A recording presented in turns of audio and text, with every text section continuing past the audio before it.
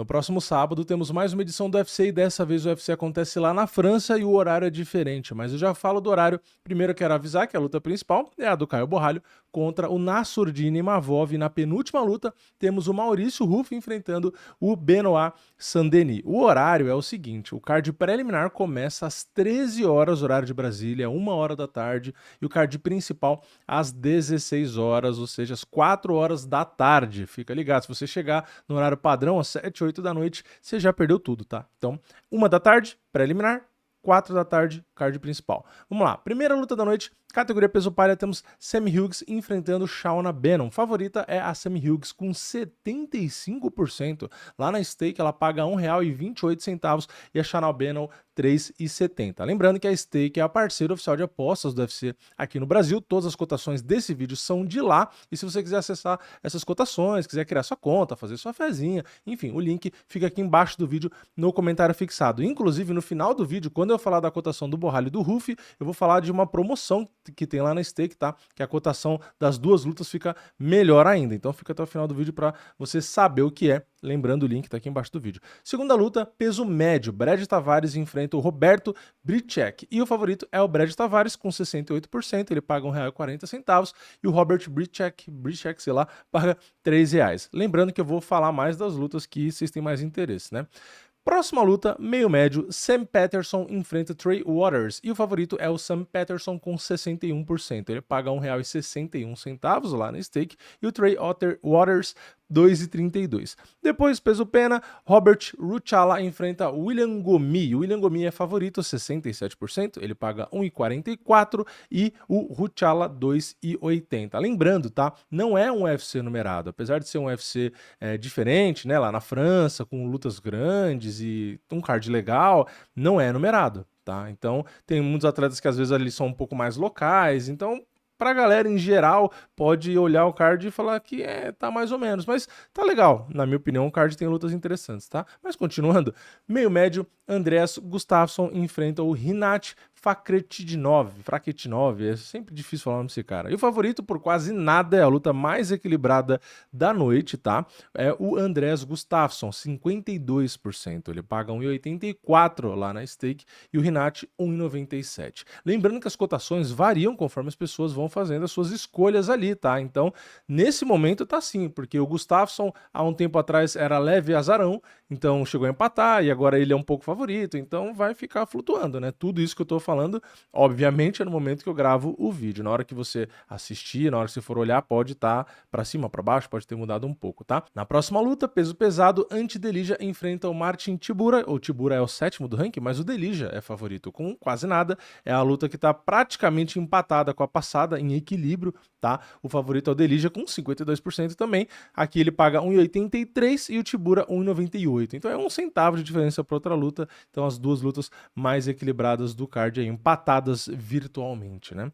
E na próxima, meio médio, Rhys McKee enfrenta o Axel Sola e o favorito é o Sola com 57%. Só que essa luta foi casada recente, né? Agora, tem tipo 5 dias. Então lá na stake eles estão colocando valor ainda. Então no momento que eu gravo o vídeo não tem, mas daqui a pouco deve aparecer, tá? E a última luta do preliminar, meio pesado, Brandson Ribeiro enfrenta o Omar Sy.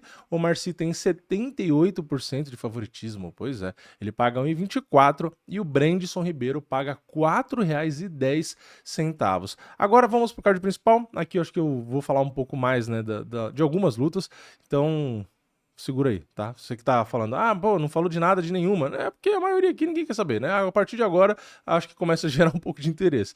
Então, vamos lá. Peso pena. Patrício Freire, 11º do ranking, enfrenta o Luzin Keita e o Keita é favorito. Mesmo chegando agora, 65%, ele paga R$ 1,47 e o Patrício Pitbull paga R$ 2,70. Eu já fiz um vídeo aqui falando do Luzin Keita, né? Porque vocês pediram nos comentários, e eu fui assistir as lutas, fiz um vídeo ali analisando mais ou menos o que eu achei e tal, e eu achei um cara interessante, né? Um cara bom, só que não achei um cara que gera tanto entretenimento ali, na minha opinião, pelas lutas que eu vi, tá? Das mais recentes dele. Apesar de quando a luta esquenta, quando ele ataca e tal, realmente fica legal, mas ele não aperta o gatilho o tempo todo, tá? Ele é um cara que estuda, espera bastante.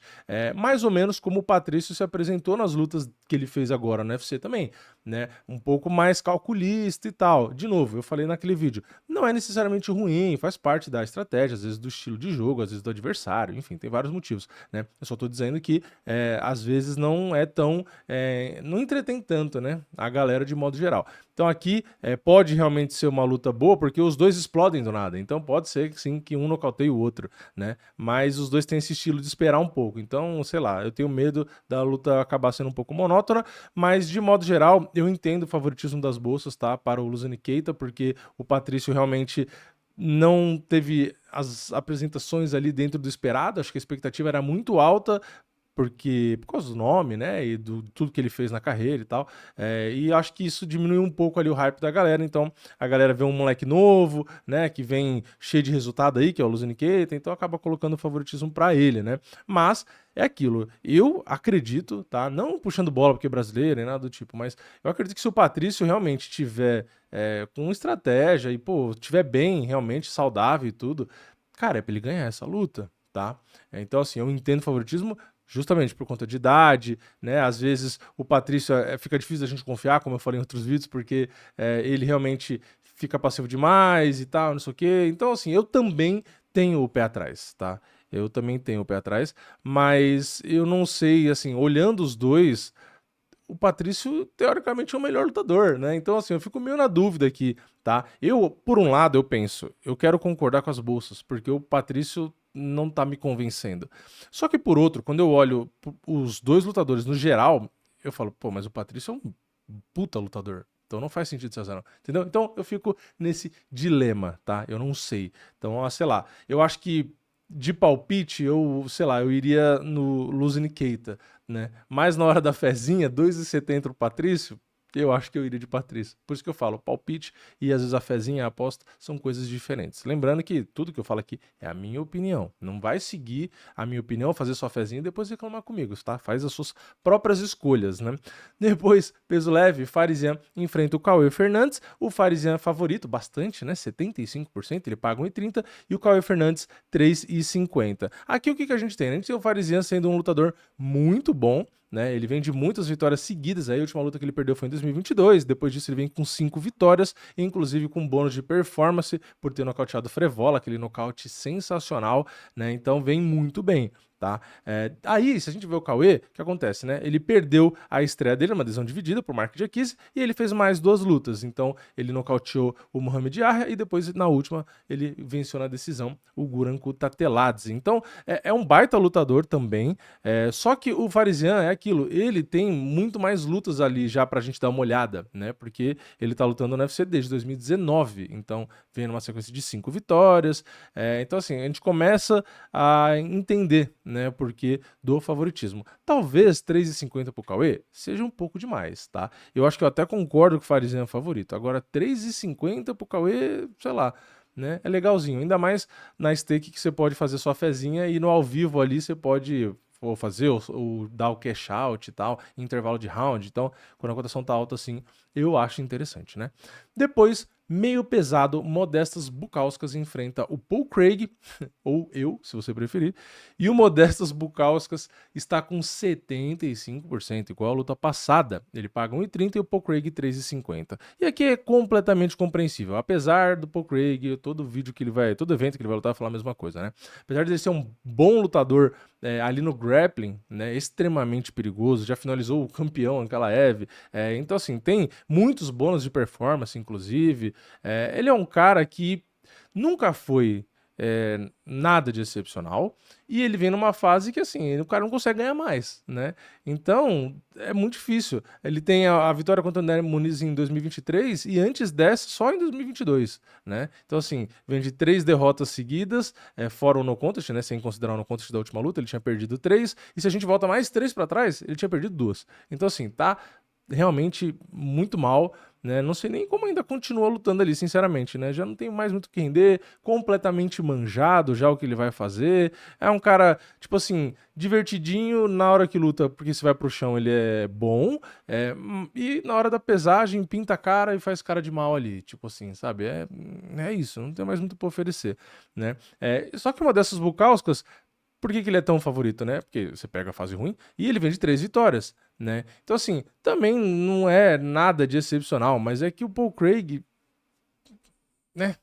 Acho que já falei demais. Não precisa nem mais falar sobre isso, né? Enfim, uma luta que, cara, sinceramente, eu não sei porque que tá na frente da luta do Patrício e a do Farisian, né? Podia, sei lá, abrir o card pelo menos, né? Enfim, não tem muito o que ficar falando dessa luta, não, sinceramente. Paul Craig provavelmente vai perder.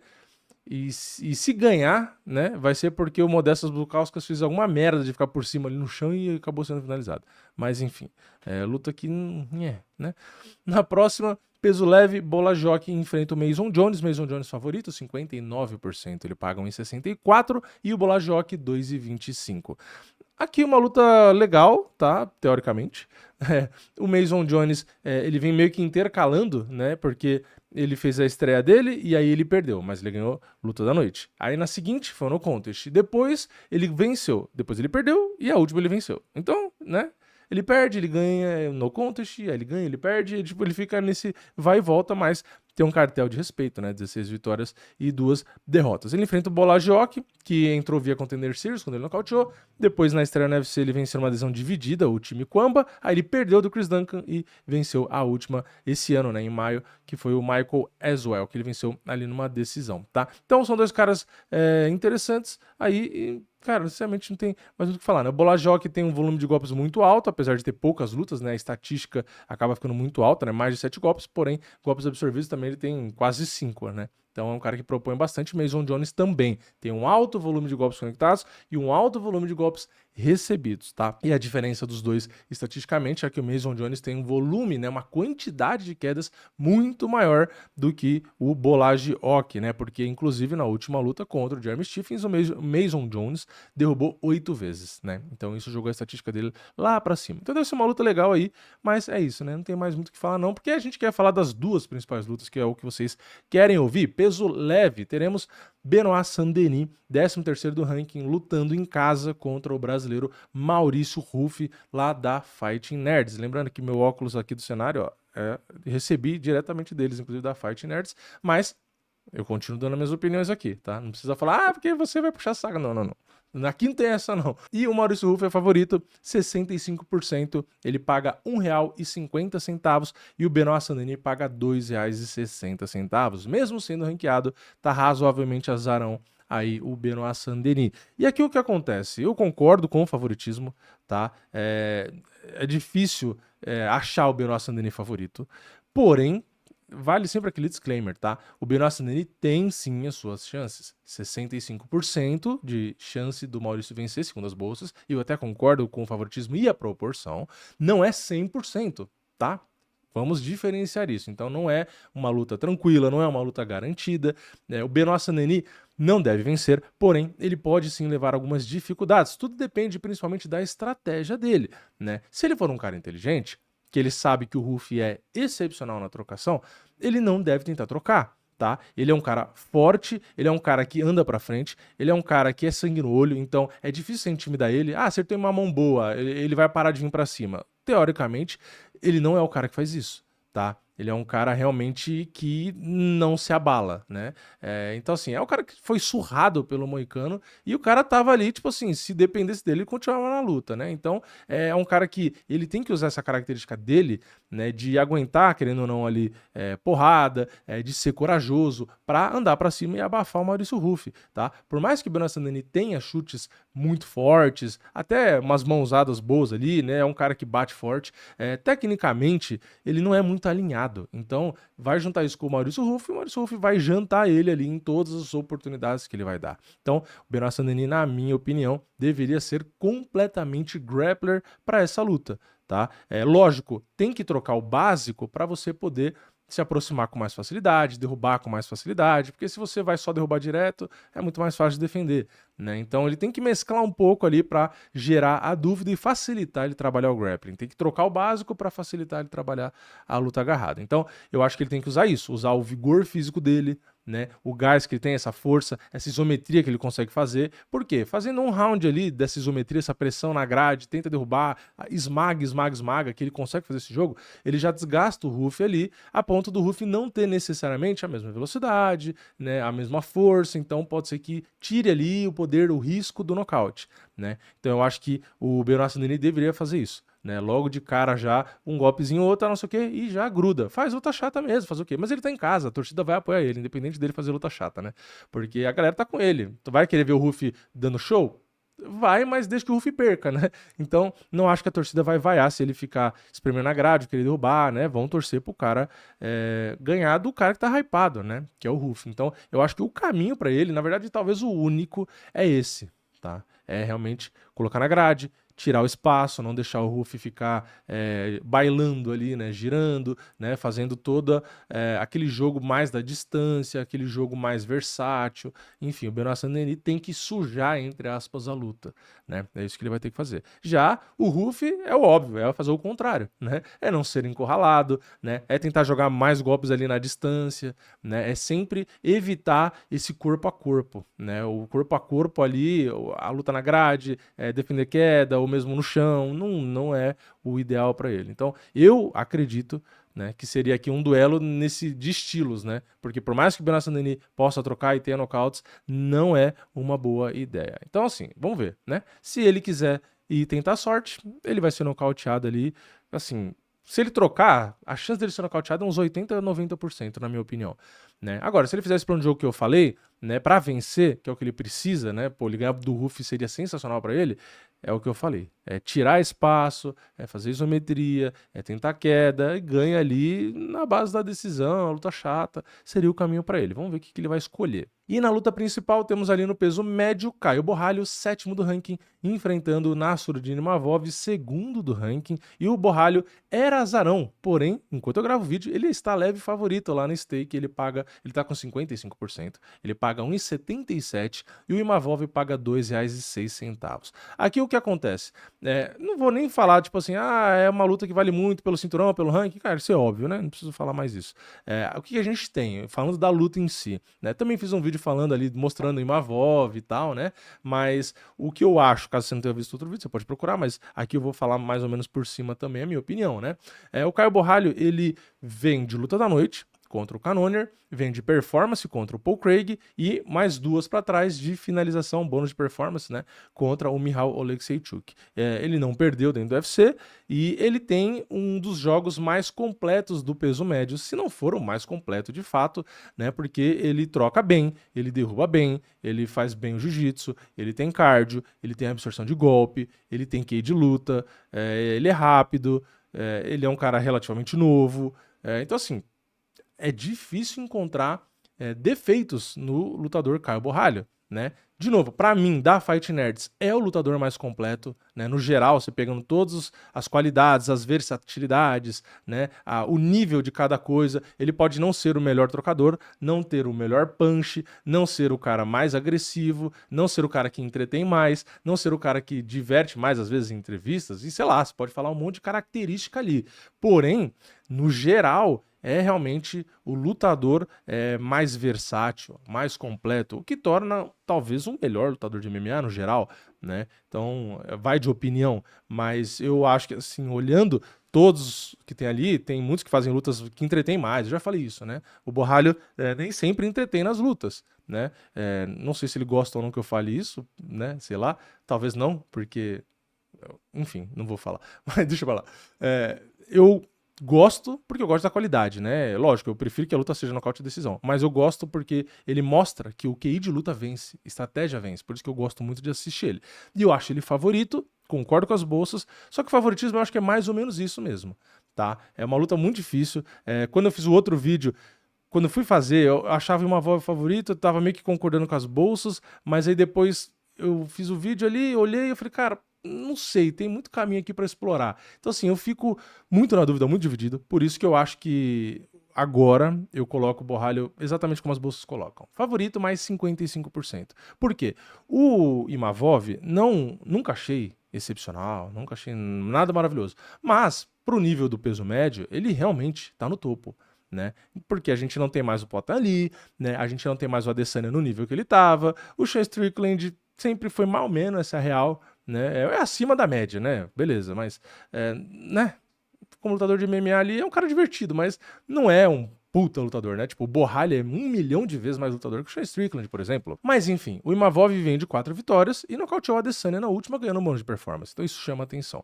Basicamente o que eu acho da luta é, se o Caio Borralho realmente for estratégico, inteligente, como ele sempre é, né? Simplesmente lutar o que ele sempre luta, ele realmente deve vencer. Tá?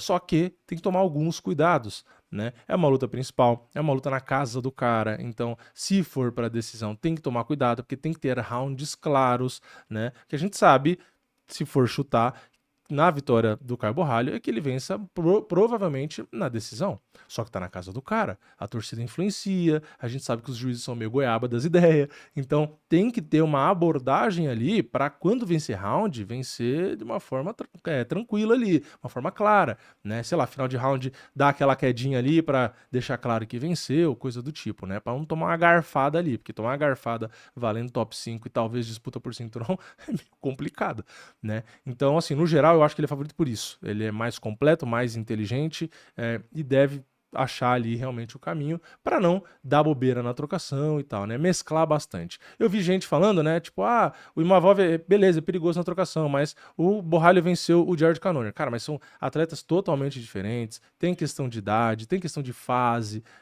e o Borralho tomou bastante golpe ali naquela luta também, né? Beleza, ele conectou muito mais, conectou, mas ele tomou bastante dano também. Né? Então, assim, eu acho que é difícil comparar. Né? O Imavov é bem diferente ali do Cannonier. Enfim, concordo com as boas, acho ele favorito, porém tem sim seus riscos. Né? O Imavov defende razoavelmente bem as quedas, né? Razoavelmente não, ele defende bem, né? Quase 80% de defesa de queda é uma boa taxa, né? Tem um bom volume de golpe e tudo. Tem uma boa defesa ali na trocação também. Estatisticamente é um cara bem competente, bastante precisão nos golpes, né? Tem as mãos muito alinhadas. Então aqui acredito que o Borralho não pode só querer trocar, né? Aqui eu acho que ele vai ter que dar uma incrementada, uma mesclada melhor, mas eu acho que ele tem tudo sim para vencer. No geral é isso, tá? Esse é o UFC França, um horário muito interessante pra gente, né? Não é nem cedo demais, nem tarde demais. Tem Borralho, Ruff, tem o Patrício, tem o Farisian, porra, tem o Brandson Ribeiro ali, o Andrés Gustafsson, que eu achei um cara diferente ali, divertido, então